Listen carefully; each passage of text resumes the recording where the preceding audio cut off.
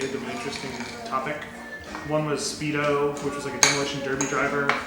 One was, what was that one where the guy was selling cars? It was some kind of like used car salesman. It was called Slasher, where his job was to like slash the price on cars. And you felt that Philip's womanizing would make an interesting film. Yeah. Well, no, we actually just, you've been around Philip. He's kind of got this whole shtick going. I think what would be really interesting is to interview some of the women that Philip womanizes. Yeah, wouldn't you like that? So Michaela walks in today. And Philip's like, nope. Do they still live together?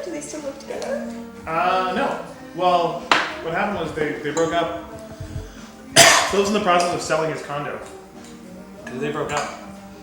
Ah, I don't know why, he won't tell me. He said it's a very long and complicated story. Hence the topic of womanizing. But, we're not sure that's the whole story about Philip. We almost have to go away from that story if we want to get anything out of the experience of filming it. Because I think if that's the whole story we want to tell, we won't get anything. Why? Right? He's shy? He's scared of the consequences of being caught on tape with his true opinions and his true lifestyle. See, it's fascinating because, as per my previous point, he's built his entire career on being a womanizer. Yeah. It's his whole reputation depends on it. It's his charm. It's his. It's kind of interesting. It's his persona. Well, he'll even say up front, in order to be successful in sales, I wouldn't hire someone unless they were really good at picking up women. Right? I mean, he'll say that. See, that's interesting. Now, some of the best salespeople happen to be women. So, do they need to be lesbians picking up women? Is that how it works? Oh no, it's possible. But he's really into the science. His big thing. We've kind of changed the working title a couple times. We started with Scummy Anatomy of a Womanizer. We had to, placate. So we'd come up with team play, which is basically their code word for guys helping out other guys pick up and manipulate women. Ah. And now we're all the way down to manufacturing attraction. Manufacturing attraction. That's a little Noam Chomsky. Well, like Philip. Manufacturing consent. Well, Philip came up with that on his own, manufacturing attraction. So, but the problem is he has not agreed to anything, other than to bring his friends over and tell us not to say that we're making a movie about it. It's like, and he sort of, you can imagine, he's the kind of person who, if he's involved in a film, thinks he's the director.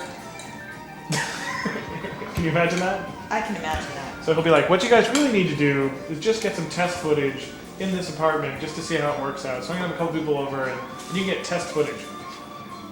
But you don't really know how to use your camera or how to do the lighting or any of that stuff. So you wouldn't want to waste a good shot when we finally have it if you hadn't tested everything first. I'm like, thank you, director.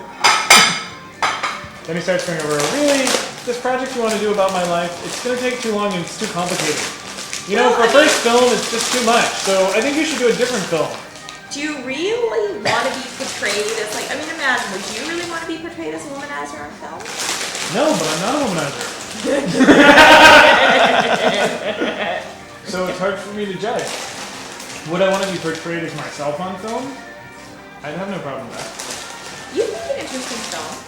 But open book. Well, that helps when you're trying to make a film. Apparently being a closed book doesn't help when you're trying to make a film. You're running into some challenges in that area. Yeah, so, exactly. So you might be onto something. It's a good learning lesson, right? You can't make a movie about someone who doesn't want a movie made about them. Well, why did he agree to your coming to make a movie about him? I don't know. It was more, there were some definite gaps in planning where we were going to discuss it, but he was unavailable. And then I went to Japan, and Robert just bought a ticket anyways, and so I bought a ticket too. And the DNC was that week. I love the fact that you're making food and active. Just so one of our biggest, one of my biggest pet peeves is like talking heads. You know, I'd rather hear someone talking about a different subject while making guacamole. Well, You know, like you talk about things and be holding up your orange chips and you doing all just need that to be stuff. filming people with ADD more often. Exactly. There's no option. It is better though. Are you guys hungry? Would you like some dinner? I can cook. Let's see. We didn't have a dinner plan yet. Because it's just so transparent. Maybe it's not. You've never been that close to it though. You've always been on the outskirts. I've seen it. It is impressive. It's almost like watching a hypnotist. He was a certain kind of woman. No, I think it's like watching a hypnotist.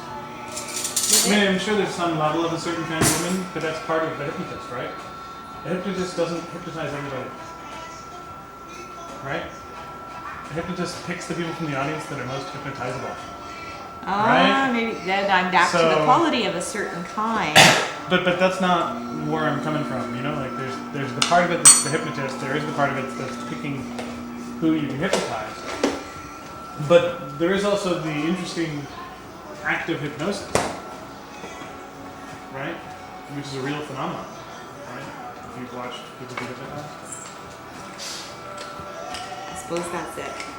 You know where I'm coming from. But there's this real weird thing he does. If you watch him do it. And it's all stock. Like he's got the whole thing rehearsed, top to bottom. Every line. And each line has its own specific purpose that he could explain. One sentence line. This is what he's doing with this Robert Frost quote. Sounds like a lot of effort to me. It is a lot. And what I don't understand is why. It's not clear. What's your theory? I don't have one. What's your theory, Robert? I don't know either. Do you have a theory, Rhea? You could help us with that. Do I have a theory? I don't know. See, I live a different.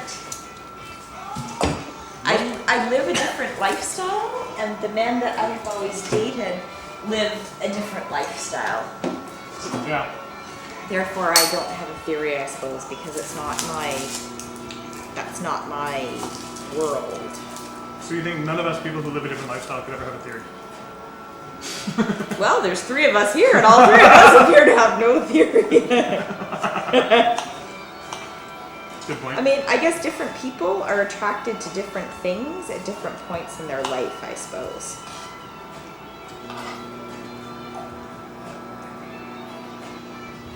So you're saying right now he's attracted to a certain thing, or other people are Yes, attracted or to other people are attracted to the thing that he has to offer, I suppose. Like when you're selling something, you have to find a buyer, right? Well, he's selling, you know, his nice condo that he lives in, his lifestyle, being Philip, his Rolex watch, his I'm a powerful man, stable. Right? I suppose He's that's it. selling a lot of the things that are like, See- on face value in the books would say he's supposed to be able to succeed with, as a man trying to pick up women. I suppose that's true. See, that's the difference. Like, I think me and my friends, like my female friends, if we wanted something, we all make enough money that we would just simply go out and buy it for ourselves. As opposed to trying to find a man that could offer those things. But you don't think there's some of human nature built into that?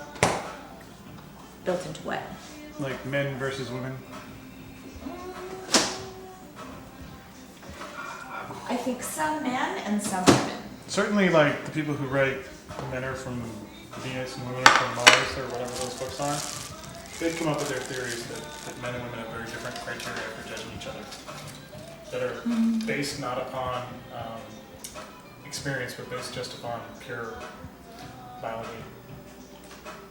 So the things a woman's looking for in a man are different. Possibly, I suppose. It's I not mean, trainable in or out. like, but I think different people look for different things. Of course. Yes. Variability, right? Yes. The gene pool. Keeping variability in people. Right? But so that's the point, is that like my circle, I suppose, is all like, you know, guys who tend to be in more stable relationships or looking for stable relationships, or even my gay friends are like the kind of people in stable relationships. Mm-hmm. So it's sort of, it's different strokes for different folks. Yeah, you can't really complain. I mean, he's just doing whatever he does. Right? Well, I find it quite entertaining, actually. That's the point, though. No matter what, it is entertaining. Yes, it's good entertainment. I think you'll just have to make a stealth film. Ah! Then I have my theory. He's a clown. How so? He's doing it to entertain people around him because it gets him attention, and everybody likes attention. There you go. That's it. Right? That's a good theory. It's attention-seeking behavior. Typical and obsessive-compulsive people. You think he's an obsessive compulsive person? Yeah. Oh, there you go. There's a theory. Right? Because biologically he's obsessive-compulsive. You can tell by the way he keeps his apartment and the things he does. Right? And that drives him to have attention-seeking behavior. Which There you is go. sort of a common side condition of that. It's very mild. He's sane. But I think that it becomes like a clownish type of behavior, right? Like he has to perform because otherwise he doesn't get the attention he otherwise would want. Now, if you said that to him, what would he say? What would Philip say if he said that to him? Yeah. I've never said that to Philip. Like, you're on film. Philip's like, hi, Philip. What do you think Mom and Dad just said? Tell me to pack my bags.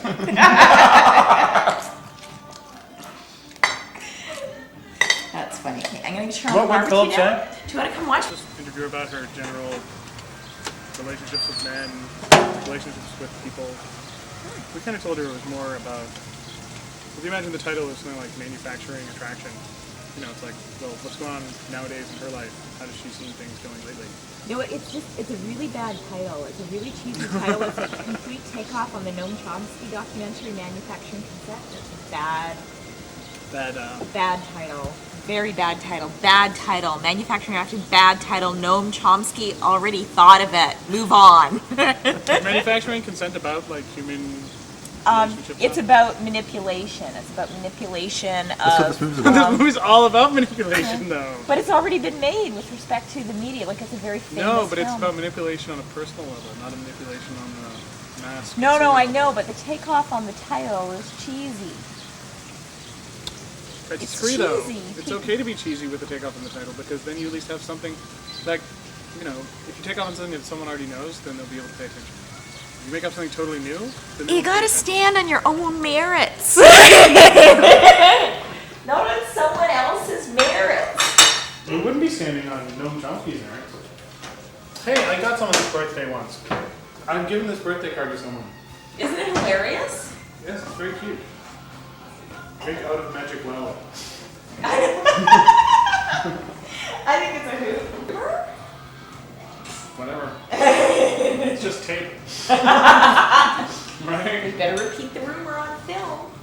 What rumor? You heard the rumors well done. You heard any good Philip stories? Not at all. See, I only have two sources of Philip stories. There's you and there's Drew. Uh-huh. And I'm not sure he's that close in touch with Drew anymore. Well, what are the old stories? Because I probably only have new stories. Oh, well, the old stories, my personal favorite old story was when Philip, remember when he used to wait on Drew hand and foot?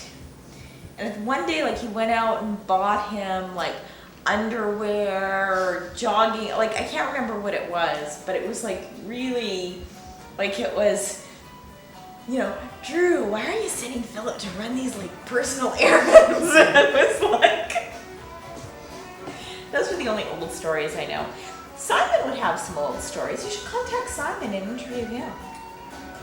Simon. He's in Boston this week, unfortunately. Is he? We're kind of crossing paths with him. He's trying to, like, hook up with some scummy girl he knows in Boston. Is it, Even though he's trying to settle down and, you know, get married and have kids or something. is he with anyone in particular or anyone in particular?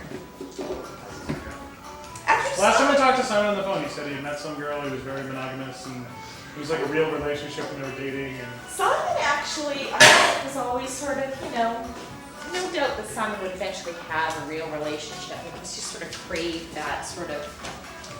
Simon craved something. He sort of, he was eventually going to settle down to a more conventional life. He had that sort of thing about him. Really? Yeah. A lot of guys have that in them. There's some benefits to the conventional lifestyle. Yeah. Jeremy finally is like giving up on it though. Really? My own hypocrisy. Well, you share the same hypocrisy. No, its core thesis is there's a valid lifestyle choice of being a bachelor, and some people have chosen to take it to an extreme in terms of being good at being a bachelor. And the things they do is they've created systematic ways of going about and meeting and dating. That's all. What's funny?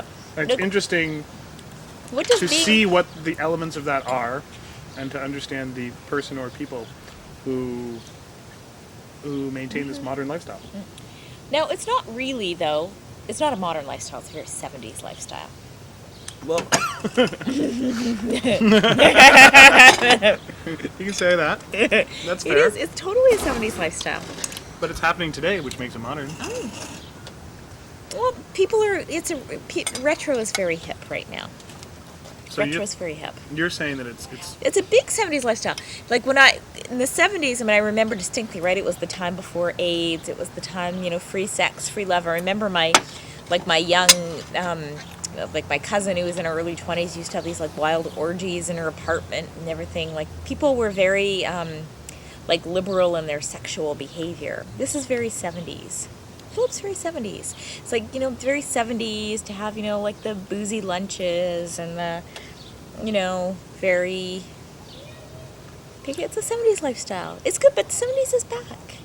well, maybe that's the point. Part of it is the 70s are back. Mm-hmm. That's a fair thing to say. Or that the 70s never ended.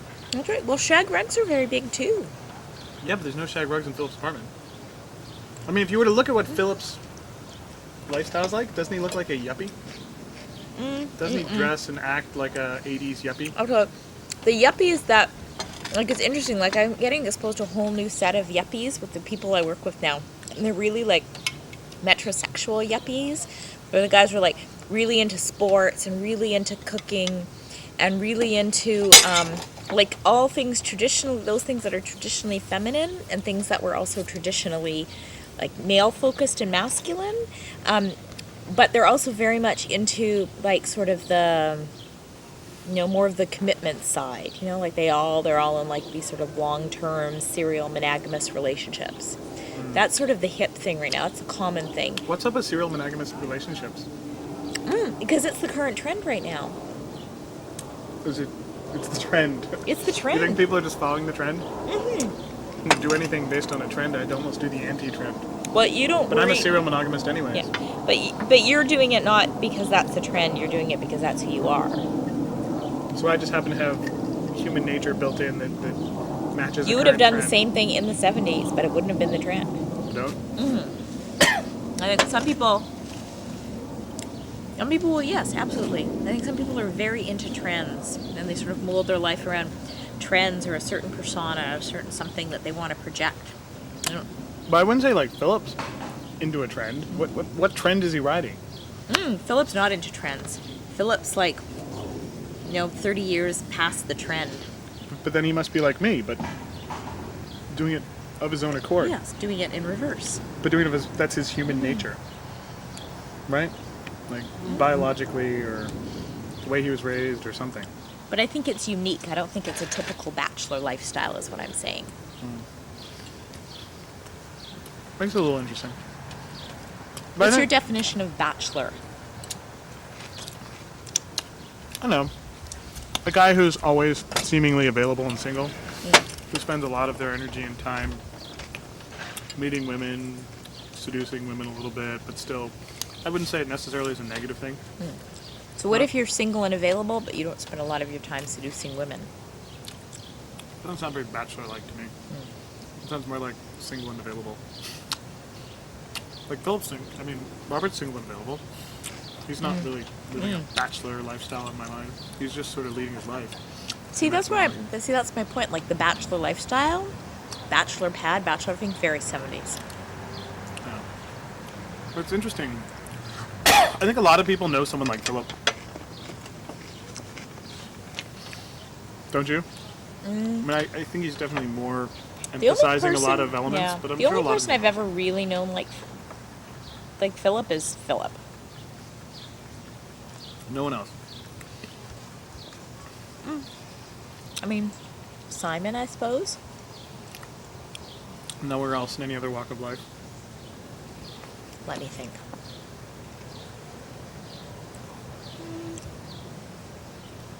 Not the same way, not as an obsessive sport, you know? I guess the idea in any documentary, I think, is to make a story and character that people relate to as someone they may know somewhere, or they think is near them, but they never get to see. So that's part of the idea of. I don't think I want things to be totally negative, or even just focus on his relationships with women. I mean, I think that's Philip's that's actually narrow. a very charming person, and he Yeah. actually knows a lot about a lot of different things. You know what I mean? Like, he knows how to cook. He knows how to, like, he's got a lot of interests. I think the key is, I mean, why was Austin Powers attractive to people? How do people relate to that? Because Philip's a lot like Austin Powers in a sort of... without the superpowers, you know? He has a bit of the shag bed. Fantastic.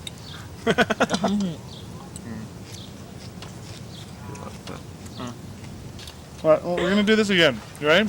But why does What do this... you think ski poles are? I have no clue. No, But, in the context of I mean, I'm when going I back was to my... 16, this is the context you have to take it in. No, I When see, I I was want to go back to my 16, previous she gave comment. me and my friend ski poles. What does that mean? I'm going back to my previous comment from when the camera was off. It's like, don't you think the two of you should just get a life? Well, now that you've gotten that on tape, I know. which I'm sure you really needed to do. I really needed to do that. You had to we're get clear that. on that Get a one. life. We're clear on it. That's been registered onto the tape. There's some digital media that stores that statement. Why does this give you meaning? It doesn't. It gives us something It's to not do. about us. It's about Philip. Actually, why does it give us meaning? We get to create a documentary, which to us is important because we feel we are naturally artists. Would you not eat that? Really? Thing? Hey! No! That worked well. You are so bad. You're We are, so That busted. was so rude. No, you, No, do a documentary about this. This is cute. no, I'm gonna give you my answer. Like, putting Philip aside, making a documentary is for us like a good departure from the norm, which has been watching documentaries. And so, having watched a lot of documentaries, like the thing you feel when you're watching documentaries, if you're naturally a creative person, is you want to make a documentary, and then you are interested, and you have to find something in the world that you think people will be interested in, that you've come across in your everyday life that you think most people haven't seen. And I think Philip is among those things. It's like a sociological phenomenon. It's among those things because I've seen a lot of different things, See- and I don't know how many of the things I've seen I don't need to share the trip I took to see sumo wrestlers with people. Yeah. Well, It's see, you been just done, it's been answered your own seen. question. It's like, don't you asked me before, said, don't you know a lot of people like Philip? I said, no. And what you just said now was that you're looking to make a documentary about something that people, I can't remember the words exactly, but it was like something that people might be interested in, but it's obviously not part of their everyday lives. Yeah. So that's why I don't need to get a life, hopefully. Men are from Mars, women from Venus. They think these things will give them better relationships. You were reading Men Are From Mars, Women Are From Venus because you wanted to try and like understand relationships. I did. I read it. I'll admit it. Not, So I'm were not there- denying it. were there I help- bought the book. They made like $8 on me. That's why, but explain to me why a film about Philip will help people understand relationships. Like all things in their extreme, that's how you learn what the normal is. See, most people don't want to look at extremes though. Like, people want to imagine their own lives. Like when people walk into they're buying a house. They want to imagine themselves in the house. They don't want to imagine someone else's stuff in their house. And it's the same thing. Like, they want to imagine themselves in a successful relationship. They don't want to imagine themselves, like, being manipulated, by, a dandy, right? Like, they want to imagine themselves, for the most part, being in a relationship. Some people do, but other people want to know why things are failing. Like, it's not so bad to show. Why are there so many movies made about like really bad, messed up circumstances? Why are there more of those than interesting every day? Everything's working and the sun is shining and it's beautiful out. So how like will Under the Tuscan Sun? how will your I could've, documentary I help? could have jumped off a bridge and slit my wrist watching it because it was boring, right? Everything was dandy in that movie.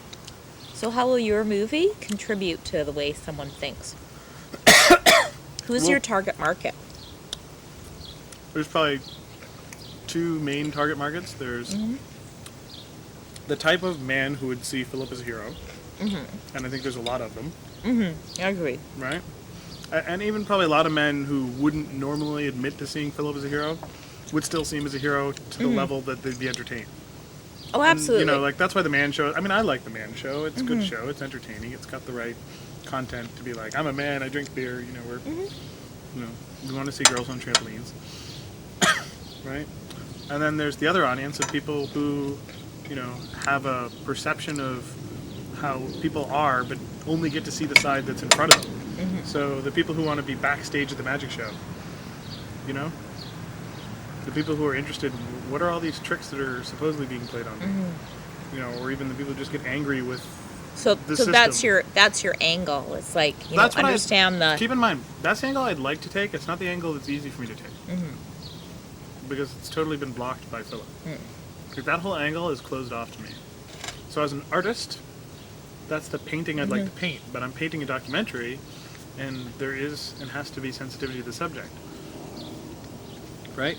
It's not, Why? it's like a medical... Philip is it's not like a a sensitive medical- subject. No, it's like a medical experiment. You can't just stick a needle in someone, even if you're saying you're doing medicine, unless you're pretty sure it's going to work and you don't do a lot of harm. But this is a sociological experiment. You can observe people and report back. People worry. That's the thing I learned day one. And some of this is also, I'm happy to learn a lot more about the problems of making a film. So, I understand the make a project plan, execute your project plan. But if you've never run a project of a certain type, your project plan is pretty much, shite. Because when you finally realize what you're really doing is something else, and the things that are your problems are not the ones you expected, you better be able to adjust. And then the next time you make a project plan, you might go, you know what? This is what I have to do. And so a lot of this is learning, for sure. Like intentional. Robert's got to figure out how to use the camera. You can't make judgments on people's lifestyles. You know what I mean? Or you can. You can, but you shouldn't really, No, you shouldn't. because there would be people who would make judgments about all of our lifestyles, right? Like there would be people who would make judgments about my lifestyle. Some days I make judgments about my lifestyle. Well, there's a reason why their lifestyle is different than yours. For his lifestyle.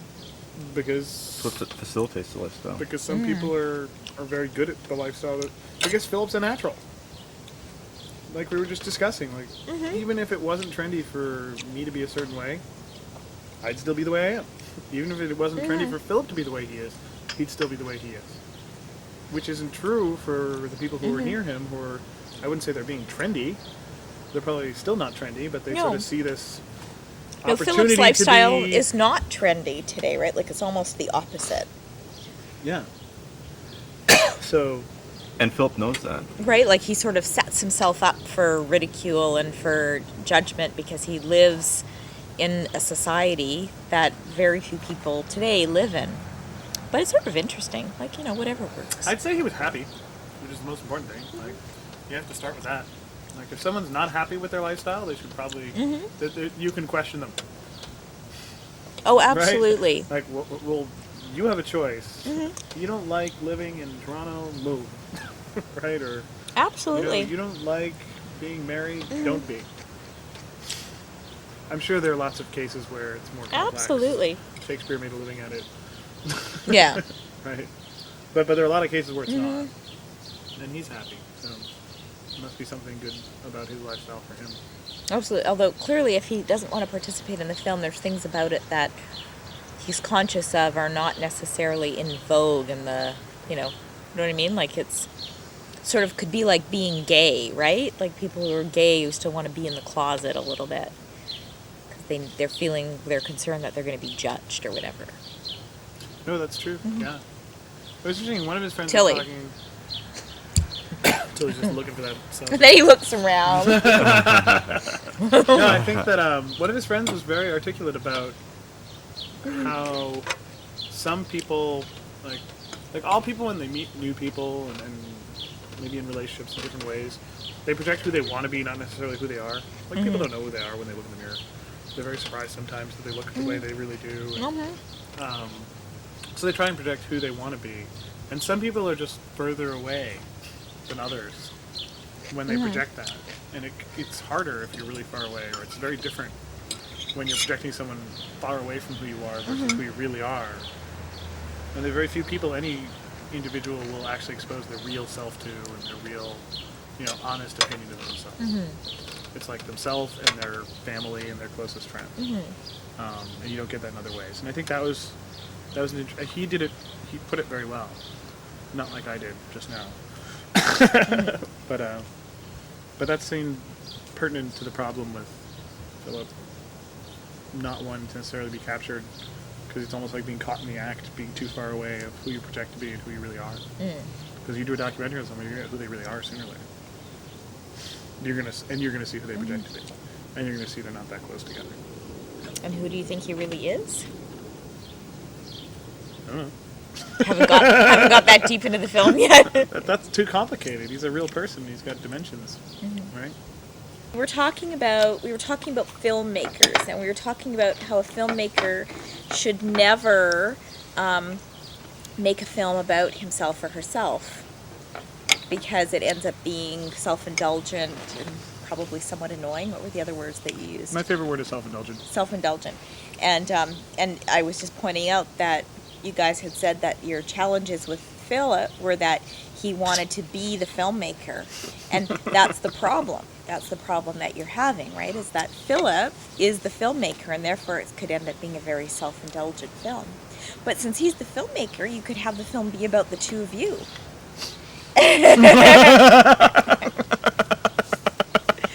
Which I think might actually end up being a more mainstream topic. Hi, Tilly. Not by Philip, because he had visited Philip's family once. That's how he knew the story. Oh, it must be. Dr. Stick wasn't. So Philip must be the favored son then, because I know he has a brother.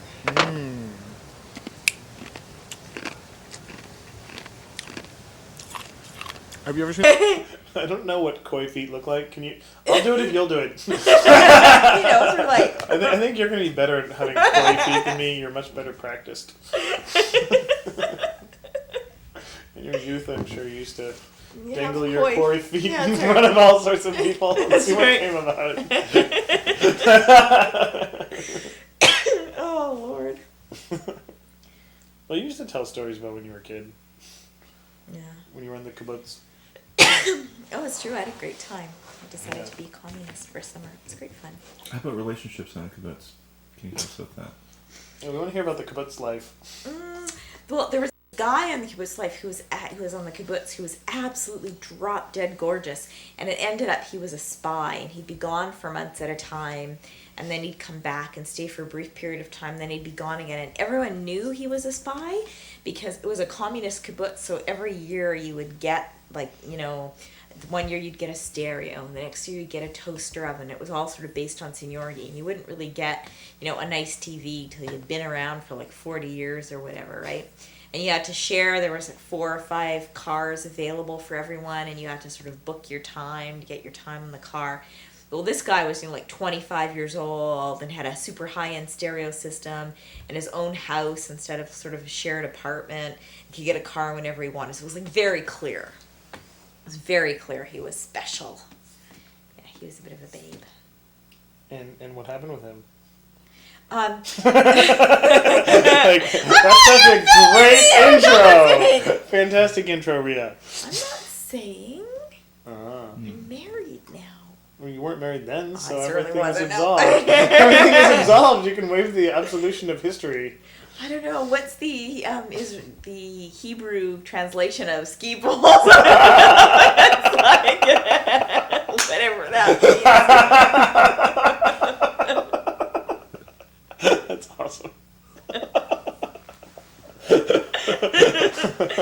I feel like that would be funny. I have no idea what ski balls really mean. I'm sure it would be entertaining.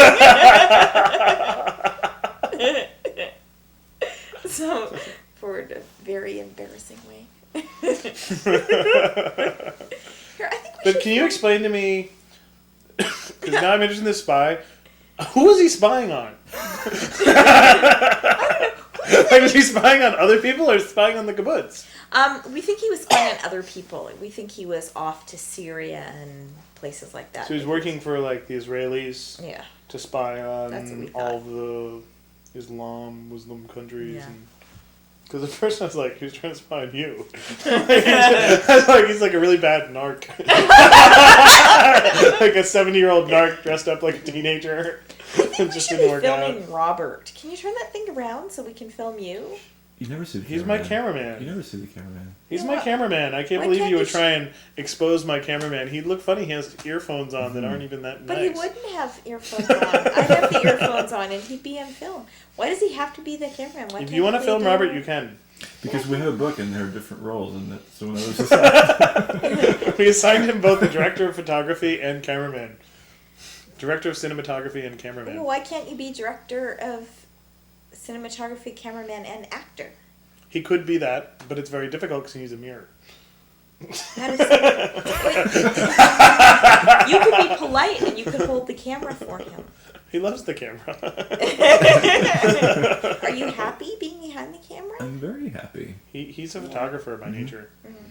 He wants to capture. He doesn't want to be captured. It's just that Robert always has really extremely witty and insightful things to say, and I think you're missing something. You're Don't say that much. I'm a He very can, quiet but he's going to person. say them through his editing techniques. Is that alright? By juxtaposing two very different images, like Philip talking about ski poles and you talking about ski poles, and then an actual set of ski poles, and then this big conundrum of what the fuck are ski poles? I'll make a statement. Make a statement, please. Oh no, with the film. With Yeah. once I piece everything We together. definitely need to find- It'll be, alright, We need to I- find some ski poles, like Wait. real ski poles. Wait, I'll be right back.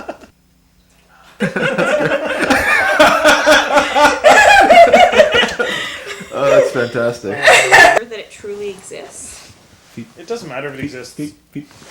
It doesn't matter if it Beep, exists. beep, beep. It really is Let irrelevant. them, they want to be coy. They're trying to be coy. Let them. The thing is, like, it doesn't matter if it's real or not because it's real in one person's mind. They think, like, they study this, like, communication, you create new words in small, intricate subcultures. And I think his little small, intricate subculture has generated this, like, vocabulary of an extra, 50 to 100 words. And so it doesn't matter if anyone else in the world recognizes it. Their subculture has the same vocabulary as Tilly. And it was just out of control in terms of how Yeah, intelligent could it was learn. proving. Yeah. They're causing psychologists to be very upset because they had defined some difference between humans and And the dogs rest and of the this, world and this border based upon collie. the volume of commands they could learn in a certain Yeah. period of time, and the dog just beat the crap out of the record and said, well, this dog theoretically should be smarter than a person. That's right. Well, see, anybody who ever lived with a border collie would understand that. That if you trained them right, they'd learn. Yeah. Yeah. But at the same time, it's just human crap because it's still a border collie. It's not going to be a baby. No. You know that the border collies aren't going to start walking around and teaching classes on physics. No, but It's just not going to happen. and they're not going to go around teaching classes on wheeling chicks. It's not going to happen. But it was interesting. There was a smart border collie. I think it was probably an anomalously smart dog, though. I don't think they could test every dog in the world and get the same results. That's what they suggested. That it was like a mutant.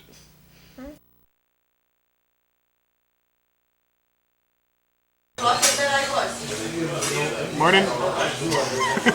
We're here at some greasy spoon restaurant in Toronto. excellent coffee. We were unable to get a subject this morning to speak with due to some difficulties with the contracts. Last night we had some good stuff with Rhea and Ski Pole. Yeah. 3013. Everything's good in Canada. It's cheaper, better. Not done yet. But So then we get people to cooperate.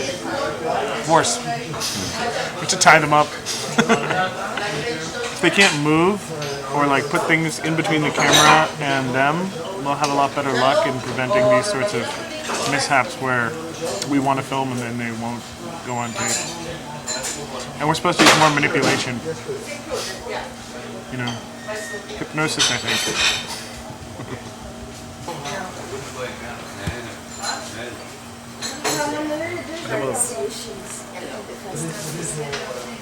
What if they give us permission? People are always so willing to be in documentaries.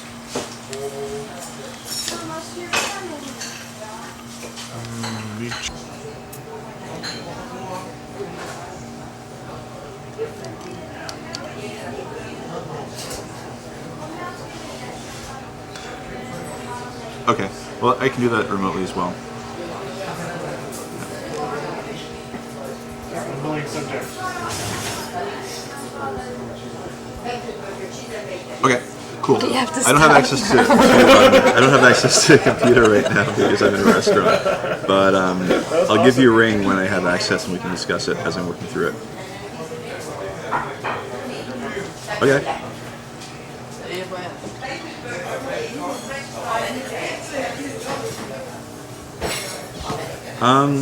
I haven't posted it. I haven't posted it for the main reason that a lot of people didn't like that sand skiing shot, so I need to replace it before. But yeah, but I won't get to that till next week. Yeah. Give me your name though. My name is. My name is Trina, and you guys have my permission to go ahead and use my likeness in your film. Excellent. So Trina, you're here in a bookstore reading a book on dating. Mm-hmm. How do you find books are in terms of providing useful advice? Well, actually, this is the first time I've gone through some of these books, and this one is absolutely hilarious. They're really quite funny, and I think they give some good suggestions on how to approach the whole internet thing. So you're focusing on the internet now? I'm looking at it, yeah. A lot of friends of mine are doing it, and it's kind of an interesting new way to meet people. Mm-hmm. So have you tried it? Yeah, I have. And so far, what have been the results? I'm actually pleasantly surprised. Yeah, the people that I've met have been really interesting. Most people are educated, well-rounded, funny. You know, there's a few out there that are a little suspect, but yeah, everybody's pretty nice. Do you have any good stories? Can you tell me a little anecdote? Yeah, sure, why not? I did meet somebody about 6 months ago. I was living in Europe at the time, and he was in the States. And so we met online, and we never would have met otherwise, and we really hit it off. So we met up about a month later, and he came to Rome, and we hung out for a couple of weeks. And I ended up moving to Florida for a little while and hung out with him for a few months to see what would happen. And it turned out that we didn't see long-term potential, but we ended up being really good friends. So it was a good story, I think. Nice, good internet dating story. Yeah. Sort of a happy ending. Yeah. So do you think people are taking like systematic approaches to dating now that they didn't before? Because with internet dating and... I don't know how systematic it is. I think it's definitely more proactive. I think in our generation, people are just busier. We're professionals. We don't have a lot of time to be out there. I think people are much. They're getting tired of the more traditional ways of meeting people. Going to bars, going to clubs, and I think the internet is. I guess for lack of a better word, it's an efficient way to meet people. Whether or not you're going to meet really compatible people is maybe another question, but it's definitely a way to get your numbers up, you know, and at the end of the day, in a way, it is a numbers game. You know, your probability is a lot higher the more people you meet, so. And do you think people have become more promiscuous with the whole internet? Yeah, dating I scene think that's based on- potentially a downfall of the whole scene. I think it becomes a lot easier for people to be to feel more comfortable being promiscuous or anonymous, I suppose. You know, they can portray themselves in ways that they wouldn't in person necessarily. It's fun and it somehow seems harmless because they're not, you know, necessarily meeting people or physically, you know, spending time with them. But it still could be considered as infidelity if they are in a committed relationship. Now, your perception of sort of the men you've met, have they been very close to how they represented themselves online, or? That's a really interesting question because I think that what I've noticed is that people aren't necessarily so different from how they perceive them or how they portray themselves online, but your perceptions of who they are might be different. And I think that is really the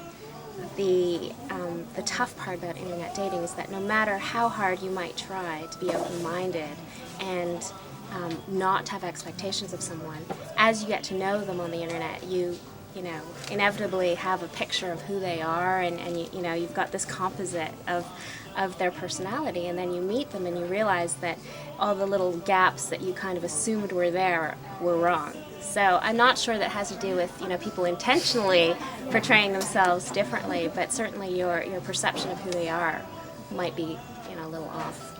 Now, have you met people you think are starting to act like a dating machine? They've sort of gotten addicted to the whole Yeah. thing, and they just have this machine and they go through the same date? Definitely. I mean, I think there's serial dating out there. You know, I know a lot of people who are on multiple sites, and it's just so easy to meet people, and you can do it 24 hours a day. So I think there is a certain capacity to become addicted to it, for sure. Do you find any of these people are you can sort of sense it in them if you're dating, if you meet them online, that they're more of the Potentially, yeah. the player dater? Sure, sure, Do you quickly potentially. I sense think it? that's pretty easy to see. Yeah. Yeah. What did you use when you did sniff it out, or have you sniffed it out with a couple people? I think people who are really ready to do a lot of instant messaging, or they're sort of aggressive on trying to meet you really quickly. The kinds of questions they ask, you know, really personal questions right off the bat, that kind of thing, might be a little suspicious. Yeah. So you never would even meet them. Likely You not. could flush no. them before you actually bump into them in a Exactly, coffee shop. exactly. Now, how do you end up meeting the people? Because I know you meet them online, but at some point you have to cross the line. Yeah. How does that happen for you normally? Well, I'm still fairly new to it, but I think my approach would be they have to kind of stand out somehow on email first. You know, there has to be something that's a little bit different about how they express themselves, or whether it's something about their interests that's somehow unique. If I felt there was a connection there, then I would talk to them on the phone. And see what that's like, because that can be quite different, you know, and not everyone's good on the phone. And then if that worked out, then I'd be happy to, you know, meet them somewhere for a coffee or something, you know, something Just a coffee. non-committal. Yeah. This is a back door. Yeah, exactly, exactly. Now, how long does it usually take? Or do you know, even amongst your friends, what do you see as the time frame? Actually, I think it potentially happens pretty quick, you know, especially if people are really serious about wanting to meet people, you know. I think they're open to getting to that point quickly, because I mean, you could date somebody online for months, but the longer you do that, the more chance you have of creating that perception that isn't, you know, quite accurate. So I think people recognize that, and they would rather meet sooner rather than later. So I don't know, maybe it could be like a couple of weeks. Couple weeks? Yeah. Have you found that some people are giving up on it already? Like after trying it for yeah. like a month and Yeah. they yeah. gave up? I think they get a bit disillusioned, you know. It only takes a couple of bad experiences for people to sort of think, you know, it's not really what's going to work for them. And what do you think they don't like? I think it can be kind of impersonal. it can be artificial, and some people are caught up in the idea that it's, it's sort of like catalog shopping in a way. It sort of takes away the potential romance of the situation. Now, do you always act as sort of a passive participant, like you're waiting for someone to connect with you online, or are you actually aggressively connecting with people you think are attractive? I think it's a bit of both, I think you sort of, if you're really serious about wanting to meet people, it is a two-way street, and I suppose it depends how busy you are too. If you're really busy, you don't have time to be on there all the time. But I do a little bit of both. Now, when you were going out with someone, did you get yourself offline? Did you Yes, keep yourself I did. online? Yes. No, I mean, as soon as I knew that it was something that I was serious about pursuing, I treated it like I would a normal relationship, and I was very open and clear about taking myself off of the whole public domain. Do you know if he did? Yes. Did you have to do that together? Or? We did. I mean, we had a very open discussion about it, and I think that's important as well. You need to be clear about what your expectations are. So you think that's becoming common etiquette? The I don't think official it's- taking down of the profiles on online sites? I don't think it's common, actually. I think it's something that people want to talk about, but they don't necessarily feel comfortable doing so. And as you said before, it's just so easy to lie about that. I think the temptation is always going to be there for people to be dishonest. Well, you could find them. You could, but there are so many sites. You know what that- their profile is. I think if you're in a situation where you feel you've got to check up on them, then that probably tells you something about your relationship. Yeah, exactly. Yeah. So, have you now excluded other means of meeting people? Absolutely not. No? No. So- I think this is just something that kind of supplements, the more traditional ways of meeting people, and you just have to be kind of open to it and not take it too seriously. Do you think it's changed that you have to be more perfect, or other people have to be more perfect now that there's so much more connections possible? Potentially, yeah. I mean, I think, there are just so many people out there that you're not going to respond to every single person that might write to you. You still have to be selective, and the fact that there are just so many people out there gives you the opportunity to be less tolerant. And yeah, I don't know if that's a good thing or not, but it's probably true. Good. Robert, you have any questions? He's my artistic director. All right. But thank you. Ask people to repeat anything they said, though. It's terrible. They're like, I don't remember what I said. Oh, on the speed dating. Right. Yeah, No, I think that anybody who's speed dating is definitely internet dating as well. It's sort of just the same.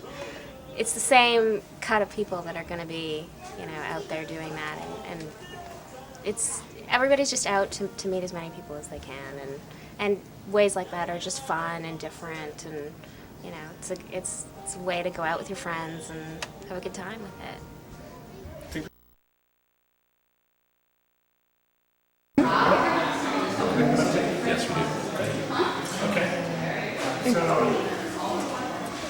Mon nom est Valérie Roy et j'accepte que vous utilisiez cette vidéo, oui, pour mon image pour le documentaire.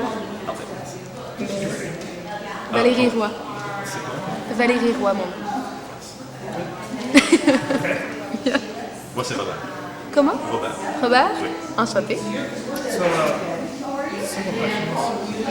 Are you single, dating? Oui, je suis célibataire. Single.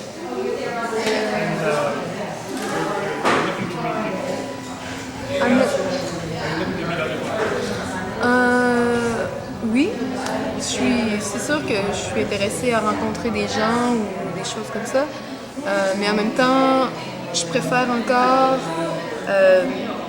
comment je dirais ça, sans être nécessairement à la recherche d'un homme, je vais regarder, mais si cela arrive, ça arrivera, sinon je me force pas nécessairement pour essayer absolument de trouver quelqu'un, pour avoir quelqu'un dans ma vie.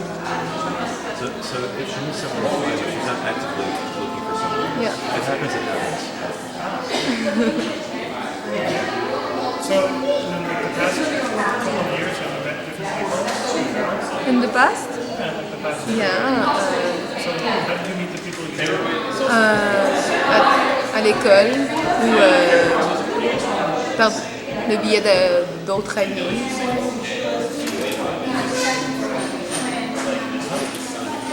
Voilà. And you met them around here in Toronto? Non, pas encore. Not yet, no.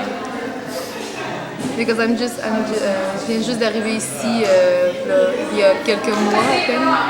Je commence à peine à découvrir Toronto, les alentours.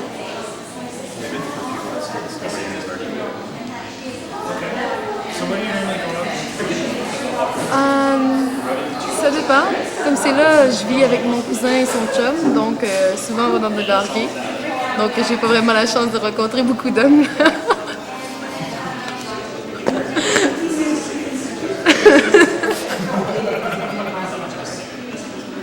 Et sinon, ça dépend dans des bars pour aller danser. Comme récemment, on est allé au Lucide. Sinon, c'est pas mal ça, à vrai dire. Des petits bars tranquilles.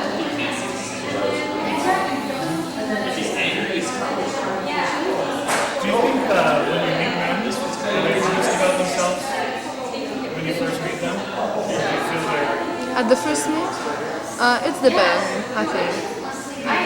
Like, it depends where you meet, where you met them, and like in bar, I don't think they will. Je pense pas que dans les bars, quand on rencontre, surtout dans les gros bars, quand on rencontre des gars dans les grands bars, c'est plus difficile, je crois, d'avoir l'honnêteté qu'on peut avoir ailleurs. How about once you know somebody, you just like one or two dates, they're always honest, or are you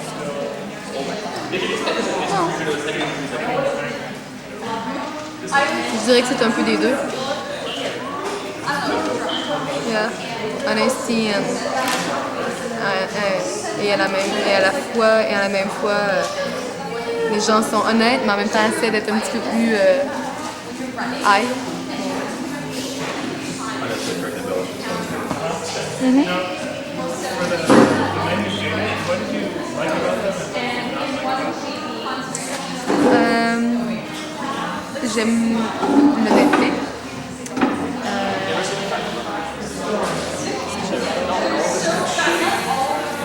C'est des bonnes questions quand même.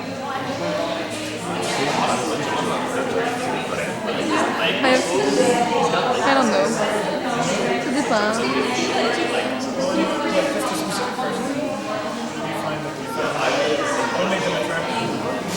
Qu'est-ce qui fait que un homme est attractif?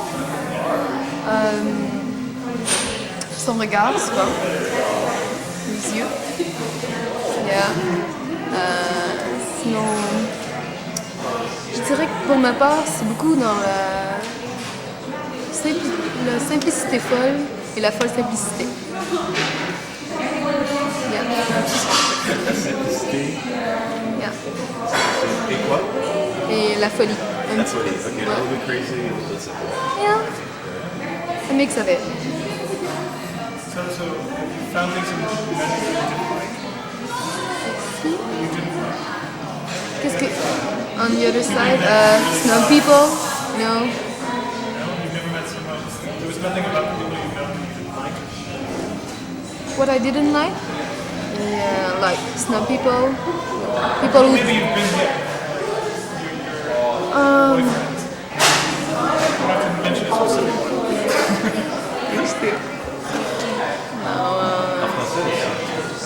Oui. Ouais, c'est que je me mélange avec les deux langues, c'est pour ça.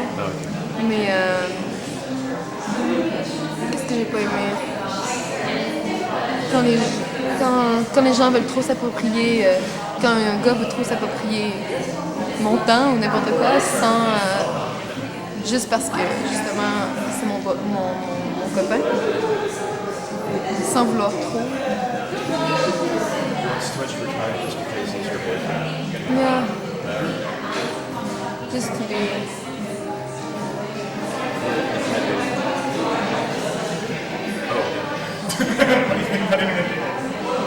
About internet dating? J'en sais rien, j'ai jamais vraiment essayé moi-même, mais je connais des gens pour qui ça a fonctionné.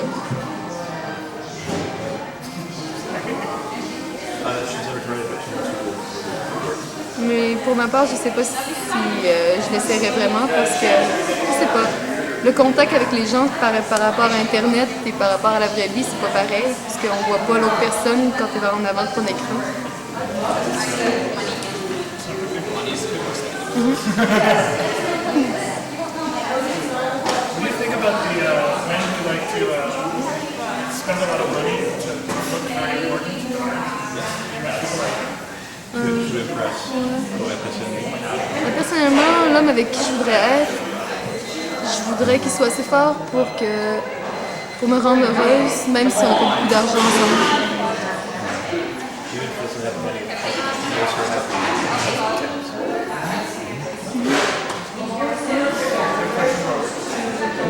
I'm just the cameraman.